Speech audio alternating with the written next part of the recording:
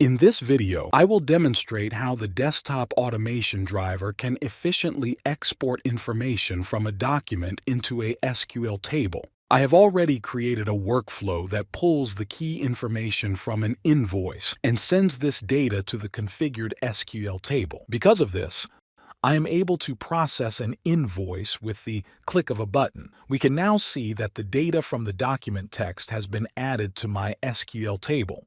I have also configured a monitoring directory, which will allow me to quickly process many documents at once by simply pasting them into the monitored folder.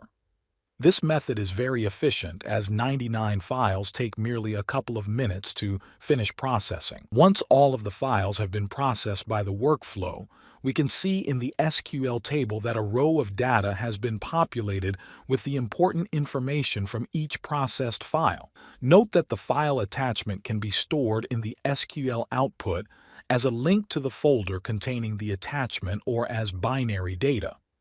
Alternatively, the file attachment does not have to be included in the SQL output. In conclusion, the desktop automation driver SQL workflow type allows users to quickly and efficiently export data from input documents into a consolidated SQL table, making this product extremely valuable for data transfer, storage, and analysis.